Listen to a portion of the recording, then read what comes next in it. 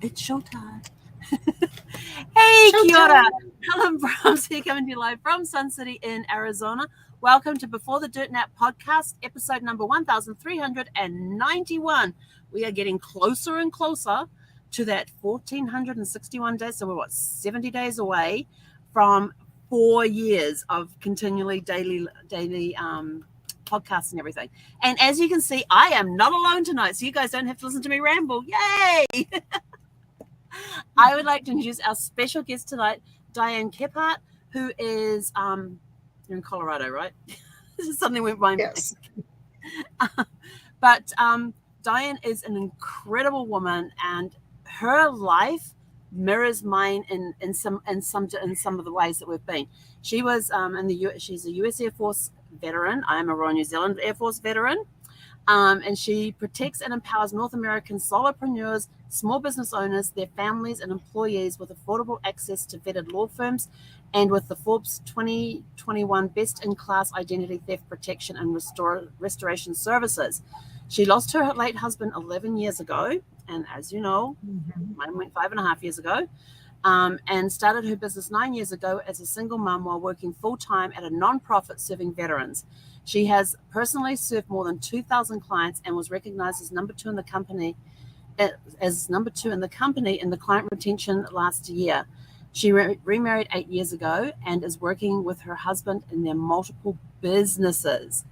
I tell you, this woman has got so much experience, and she's uniquely qualified to serve female veterans, military, married to military, deployed spouses, young widows, single moms, those who have remarried, and entrepreneurs. She believes we go through challenges so we can better assist those going through similar life events. And she is very supportive of military families. And she is not the only one who's supportive of military families. I love the military. It's in my genes. That's all I can say. So Diane, welcome to Before the Dirt Nap podcast. Thank you so much, Helen. I really appreciate your time and what you do for other people. Why, thank you. I appreciate that. So we have a theme here that we talk about: live your best life now. And you and I have been through similar experiences. We've both been in the military. We've both had spouses that have passed on us. And that puts us both in a very unique position to help a group of people who a lot of people tend to forget about a little bit. And we can serve those communities very well. I don't know a lot about US military. I'm still trying to figure out why there's five services. Yeah, 5 services. I mean, so in New Zealand, the Air Force, they fly all the aircraft. Here in the States, I think every service has their own pilots, which is kind of like, that blows my mind. But that's okay. That's a story for another day. Anyway, so with all of your experiences, how are you now taking those experiences and turning them into being able to live your best life now? Well, one thing I really believe, Helen, is, as you said, we go through things so that we can help other people through similar life experiences, right? And it's amazing how when you have been a young widow, and I used to hate that word, I pictured someone, 95, and I'm like, I'm in my 40s, right? But when you've been a young widow, it's amazing how many other young widows and widowers come into your path. Mm-hmm. And as you and I talked about, I'm a little further down the road than you are. I've lost him basically twice as many years ago as you lost yours. But when we continue to reach out and serve others, I think it really helps our heart to heal in a way too. I told my girls, he passed on a Monday, and I told my girls we could hide under the covers and never come out again, or we could continue to make a difference, which is what we're known for. And they decided to go ahead and continue to make that difference. And we really have, and I've seen them thrive and not just survive, and to do well in their lives because of that outward focus instead of the inward pity party, is the way I like to say it. And, it's okay to have a pity party every now and then, just don't unpack and live there and camp, right? But when I am dealing with deployed spouses, for example, my late husband and I spent our first 2 years of marriage with me in Japan and him in Baltimore before there was internet. And I know it sounds like the dark relationship. You think? But we wrote 5 to 7 times a week. It was $1.29 to talk on the phone each time. But we also built that communication so strong that when we were able to be in the same house, in the same city, we had that foundation, right? And my kids think it's the real dark ages when I tell them, but they also saw our commitment, right? And when you've lived through that, I can uniquely relate to a deployed spouse in a way that someone else can't, that's only speaking theory. And, even about the reintegration piece, when you come back together, I've been able to help military families with that by working through different base assets, like the Family Readiness Center and things like that. As far as, helping other people, I used to work for the Red Cross serving homeless veterans. And we were able to get homeless veterans off the street by letting them know that there were resources there for them, and to honor those who have served our country, who I believe, should be getting the first priority when it comes to funding for getting them off the street, right? And we know there's some that they don't want to come off the street. That's their comfortable place, and that's fine. But those that wanted to, we were able to get off the street. In my businesses, being able to help those who, need legal access and don't have it, I've been able to do that based on my experience. When my late husband passed, I think you and I talked about this as well, but what I do, I called an attorney, because that's what we all do when we face a loss. And when he said it would be $2,500 to come and talk to him, we'd see what we could get done and to bring my checkbook. At that time, I had 2 girls in college, or no, I'm sorry, a girl in high school and 2 kids in college, my son and my older daughter. So you can imagine I didn't have an extra $2,500 sitting around. Mm-hmm. And like most would do, I just put the file folder away. I'm like, I'm below the tax threshold. I'll deal with it later. And then that's when someone shared with me that there was an alternative. And if someone wants to learn more, they can definitely, fill out the survey at thequicksurvey.com. But what I really wanted to talk about is, being a single mom when the kids are 21, 18, and 15, you have several challenges. Dealing with teenagers, I came up with a 5-year rule. And this is something I think everybody can use. But if it's not going to matter in 5 years, it's not worth getting upset about. It's not worth addressing, right? Because when you have teenage girls, they've just lost their dad, that 5-year rule comes in very handy. But it also enabled me to focus on the majors and not the minors, and to do the best to be there for them, but also to give them their space, because they had to work through it on their own way, if that makes sense to you. Yep, absolutely. Yeah, I think I found when Brad passed is that all of a sudden I didn't know who I was. I was 50 years old. I was a widow, and it was like, now what do I do? Because there was things in the household he would take care of and things I would take care of. And now all of a sudden I had to learn what he used to do and figure things out, and then figure out who I was, because for the first time in my life, I was living by myself. So it was very different. And it's actually been a very freeing experience that I've found, because I've now started coming into my own and coming into finding myself. And I've really enjoyed the exploration road, and it's still going and developing as we go along, because I want to live I'm one of those people that when life is over, when our human experience is over, because all we are is just souls in a human body having a human experience. That's all we are. And so when it comes time for my human body to be done with, I just want to slide in at the end and go, wow, what a ride. Well, and people will say to you, you've had this happen. They'll say, let me know how I can help. What can I do for you? And when you're in that experience, a lot of times you do not know what to ask. So I have really coached people who are, helping friends going through similar things, make suggestions. Yes. Can I bring you a meal? Can I buy you a gift card for your favorite restaurant? Can I pick up the kids after school? I mean, these kind of things are what people need, because as you said, you didn't know who you were. You didn't know what you were doing. You're trying to pick up everything. But when people reach out with specific examples of what they can do to help, you could say, wow, that would be a great help. Yes, if you could pick up the Yeah. kids after school, that will allow me to do some laundry, right? Something like And that. it's one of those questions that, if you need anything, let me know. Now it's the burden is on the person who is in crisis to make the decision of, Correct. oh, well, I need the kids picked up from school, but they're not authorized to pick up, so they really can't do anything. So, oh, I just won't bother asking. But if you turn around and you specifically ask a yes/no question, Yes. it's yes/no. That's all they have to think about is yes or no. Right. It makes things so Well, much one easier. other thing I've done from my experience, and I'm sorry, I didn't mean to cut you off, but Okay. I never send fresh flowers for anything anymore. Because it's almost experiencing the death again when you have to throw those out, after the memorial service.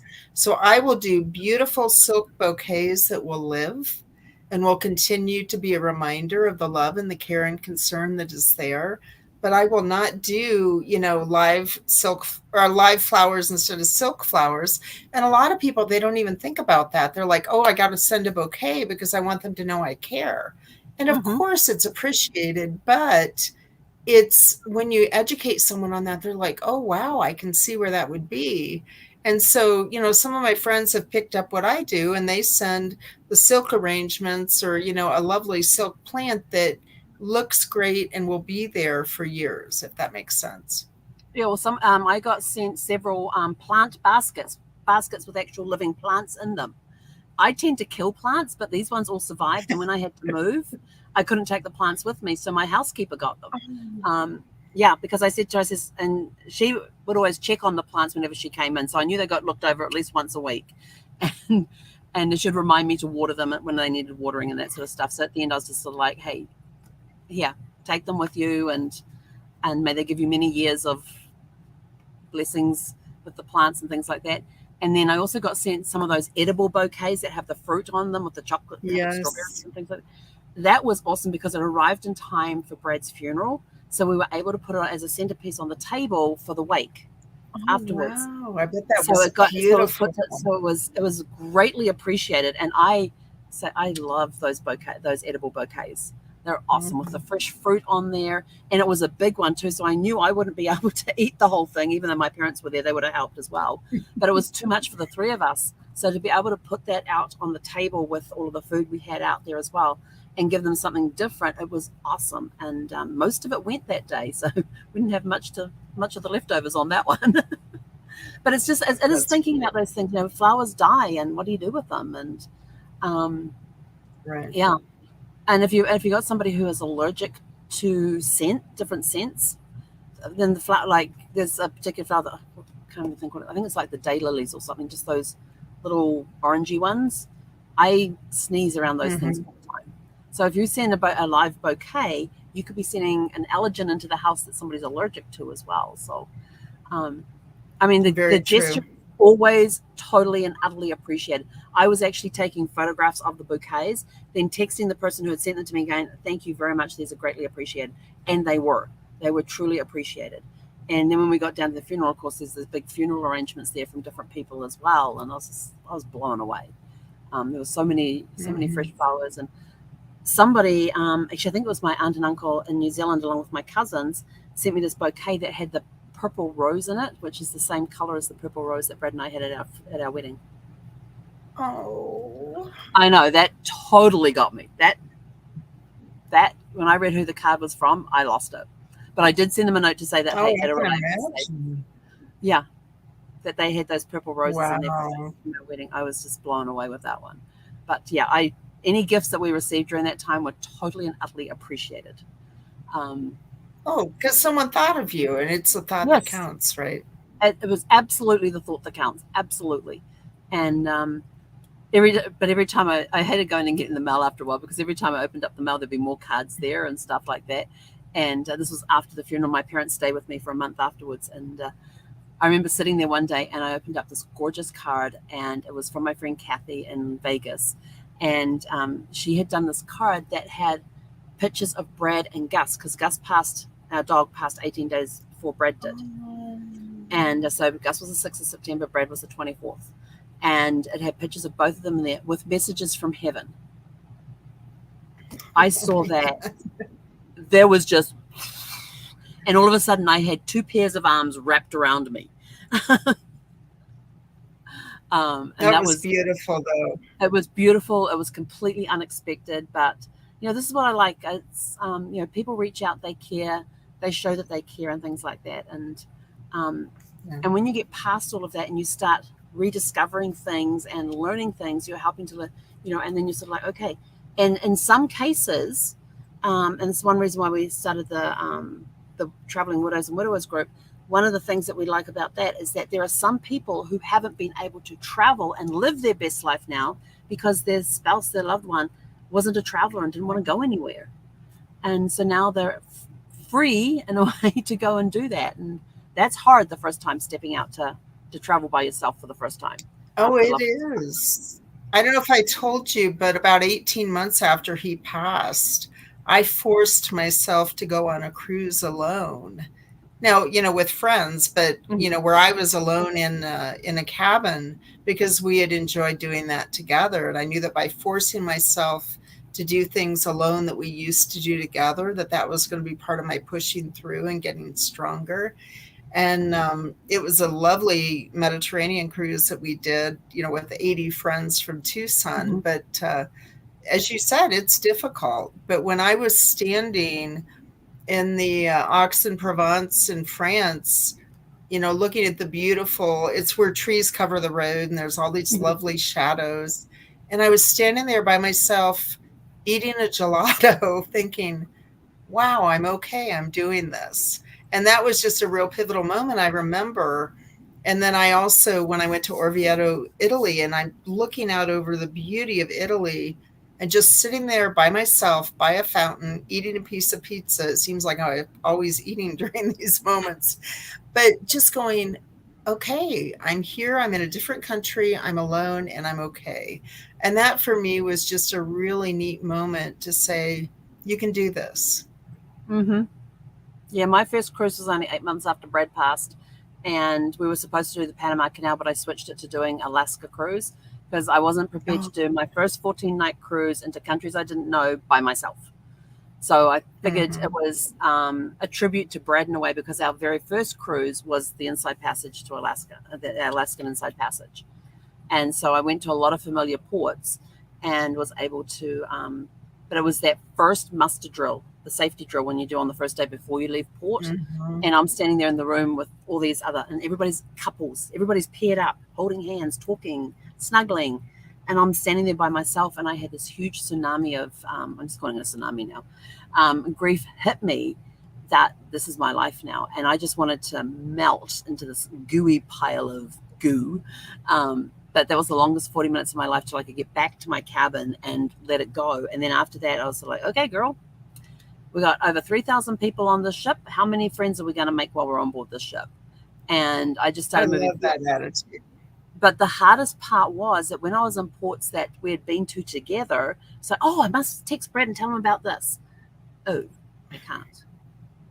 So there were a lot of those moments on the trip, especially when we're back in like Ketchikan, and we did Ketchikan and Juneau and Skagway, which are places that we had both been to. Right. And yeah, it was almost surreal at times. Where it's like, oh, I must text him because he would love this, or oh, I can't.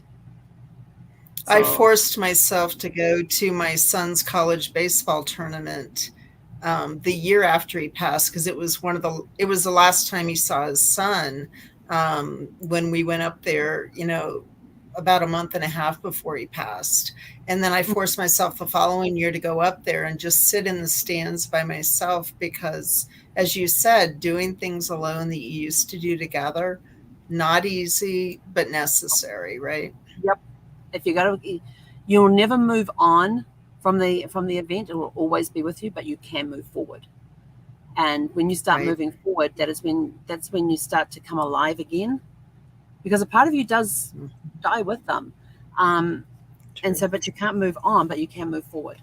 And there was that great TED talk, and I can't remember the name of the woman that did it, that talked about that you can't move on, but you can move forward, because you can never move on, because that event will always be with you and always be part of you, and your husband will always be a part of your life, but you can move forward with them still with you in spirit and exploring new things and taking those risks and figuring out who you are, and figuring out who you are as a person, who you are without them in their life, in your life physically, and you can keep moving forward and open up to new possibilities and that sort of thing, which is we're coming at living your best life. You may think you've already lived your best life. There is so much more out there. There is so Right. much And more. one thing I really learned, I don't know if you were this way, but one way I deal with pain is I hold my breath. And I found myself after he passed holding my breath a lot and telling myself to breathe.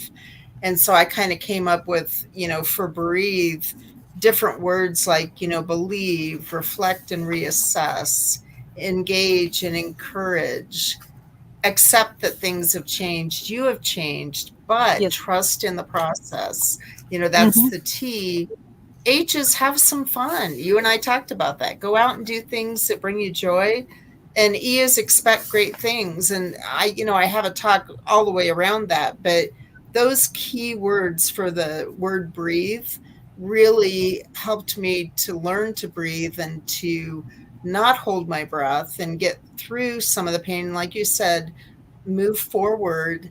And, I was blessed that God brought someone into my life when I wasn't even looking. We had done some business events together, and when it was done, he sent me a text and said, I'd like to take this to a personal level. Will you allow me to court you? I love And that. We love it. That's awesome. That tells you a lot about it, doesn't it? And there's probably a lot of people listening to this going, court her? What is courting? Dating. But he's that gentleman. And then, we're both mic'd up training in front of 400 people in Phoenix at the Wild Horse Pass, which I know you know where that is. Mm-hmm. And his business coach and mentor yells that his shoe was untied. And he bends down on one knee and pops open a little white box in front of 400 people that have no idea we're dating. And that's how we proposed. So it's been a unique experience. But, we've been married now for 8 years. So. What was that? You need to keep him. He's a good one. No, he is. And I'll give you one more story about him and then we can wrap up. But so we're dating under the radar. Nobody really knows. And I go to a conference in Orlando. And at 8 a.m, there's a knock on the door in the hotel room.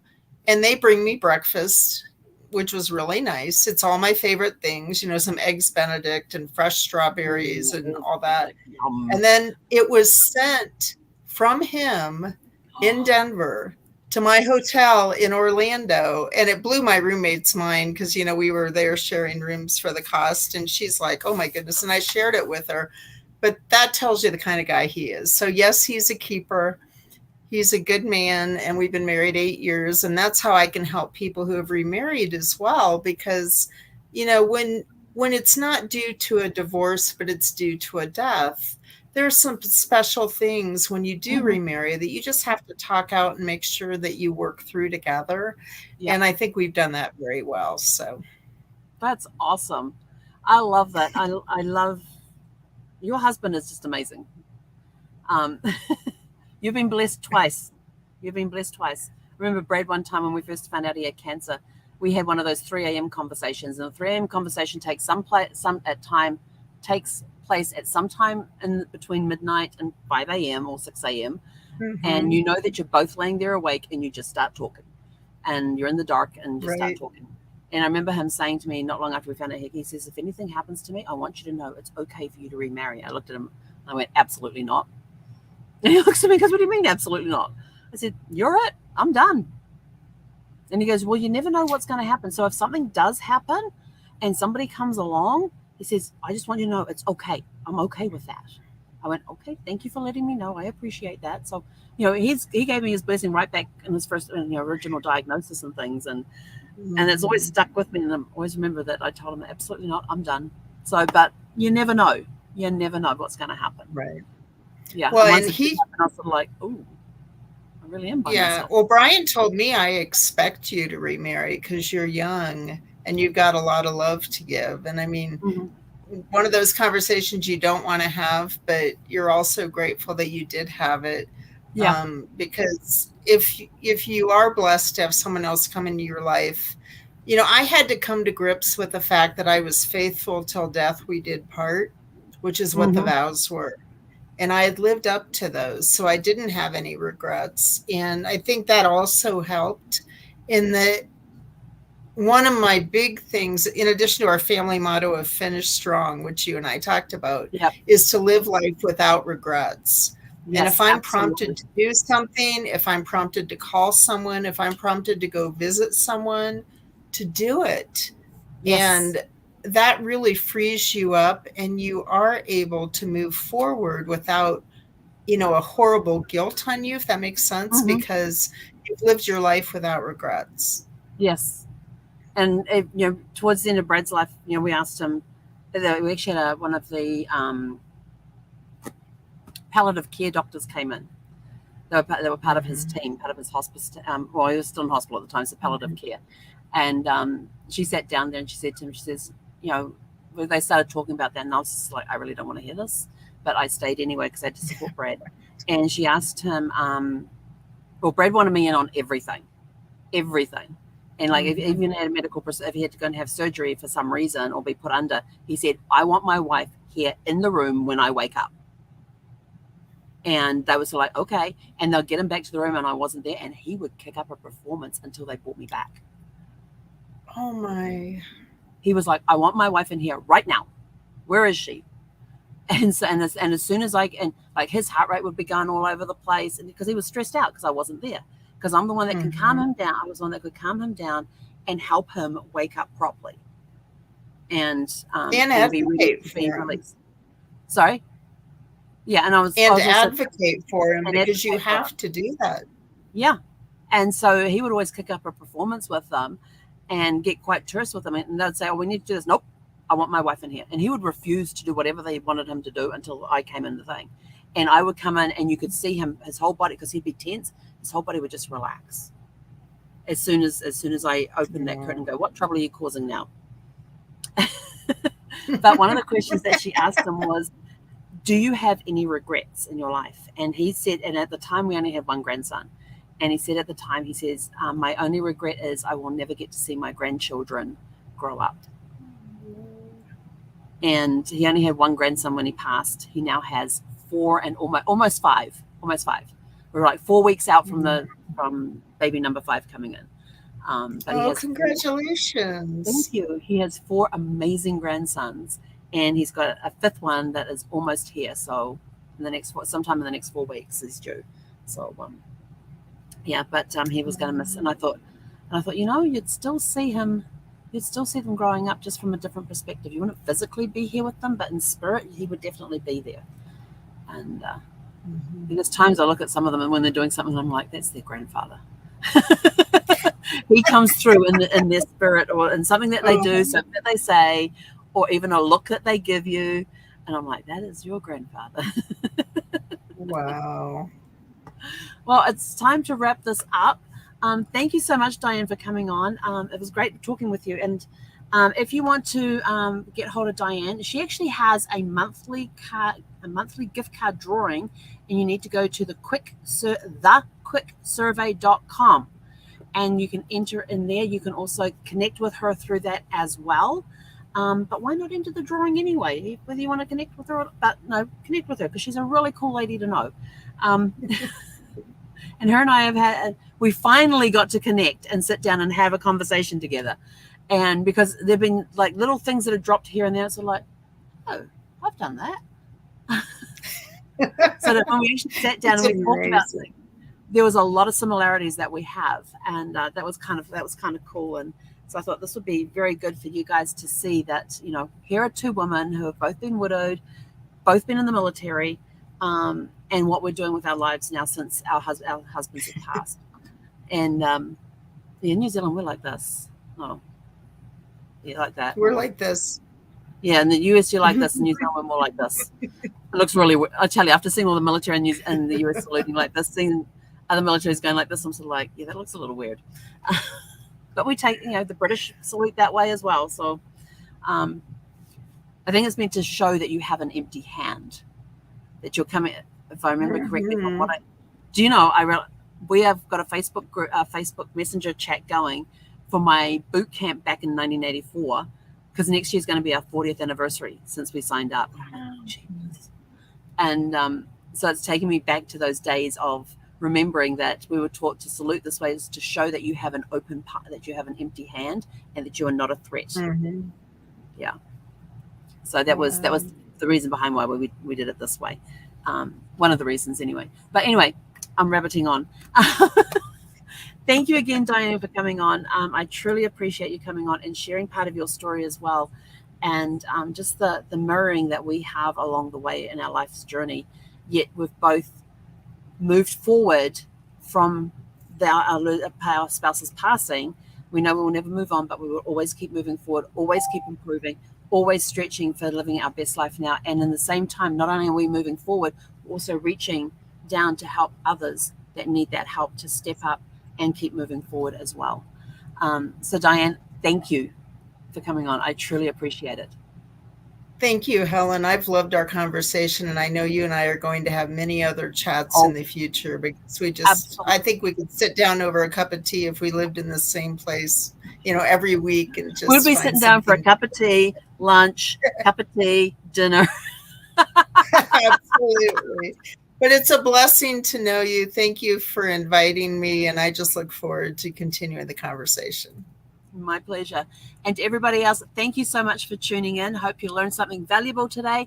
Go out, have a super fantastic, sparkling evening, and we will catch you back here tomorrow evening at 6 p.m. Pacific, and Nicole will be joining us. So come back and check in with Nicole and see how she's doing, and we'll catch you guys then. Hei konara.